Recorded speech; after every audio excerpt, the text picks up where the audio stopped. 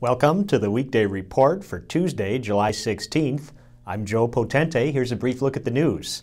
An anonymous letter to county board members is setting off a discussion about the off-duty use of squad cars by the Kenosha County Sheriff's Department.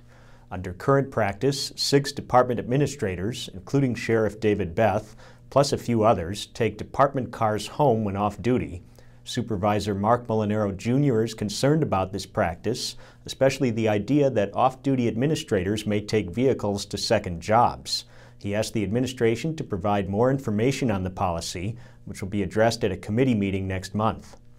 The Aquanuts water ski team held an adaptive skiing clinic Monday. Jill Roselle filed this report.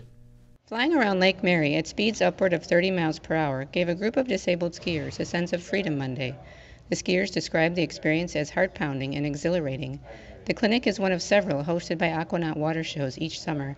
Some of the local adaptive skiers will be featured in a ski show Wednesday, August 14th at Lance Park. The team also offers a public Learn to Ski clinic. For the Kenosha News, this is Jill Roselle. The Kenosha Dream Playground project is getting closer to reality, with $12,200 raised over the weekend through a successful fundraiser and a $10,000 donation from Bear Real Estate Group.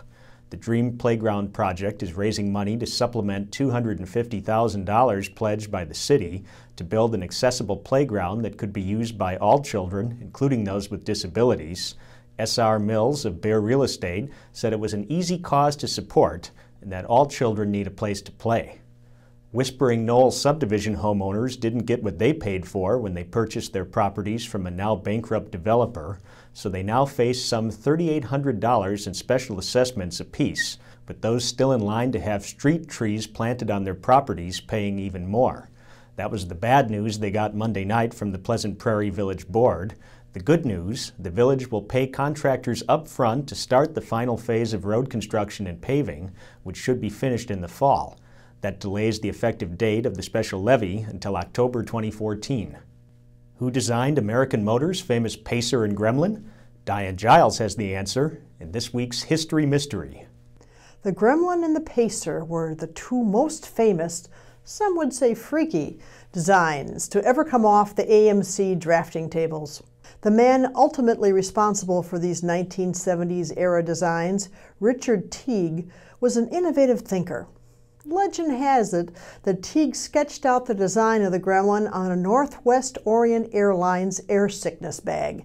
In 1970, the Gremlin was the first mass-produced American-made car to feature a camback style, and it definitely turned heads on the street.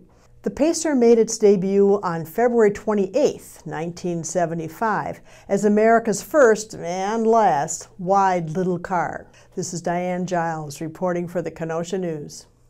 Thanks, Diane. What's trending today? Higher wages for big box workers? Walmart is fuming over Washington, D.C.'s effort to apply a higher minimum wage for large retailers in the district. Unions and worker advocates love it. Opponents say it's an unfair tactic that will prevent companies from doing business in the city. What do you think? Share your thoughts on our Facebook page. Up next is Ian Thibodeau with a look at a little green bug that's beginning to cause big problems for trees in Kenosha.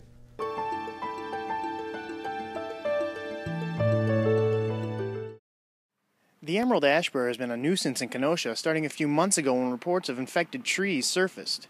The city is apparently taking measures against the bug, although there is little they can do besides cut infected trees down.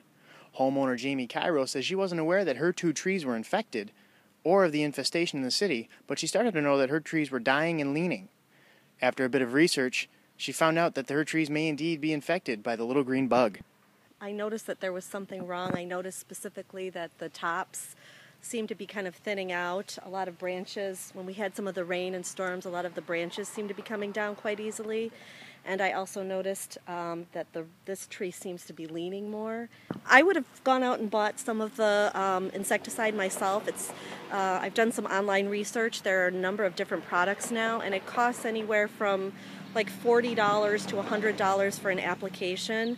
There is one insecticide that you only need to use once, or I might have even called a professional to come and do it, because these trees have been an important part of our life. We've lived here for 15 years, and we bought the house in part because of all the trees, so I'm I would have done something if I had known more. For the Kenosha News, I'm Ian Thibodeau. Thanks, Ian. Now here are a couple of stories we're working on. Terry Flores is looking into how the state's recently revamped school voucher program is affecting private schools in the Kenosha area. And Deneen Smith is heading out to an information session tonight on a planned redesign of the dangerous intersection of Highways 45 and K. Pick up a copy of the Kenosha News and check kenoshanews.com for all the details on these stories and more. I'm Joe Potente with the Weekday Report.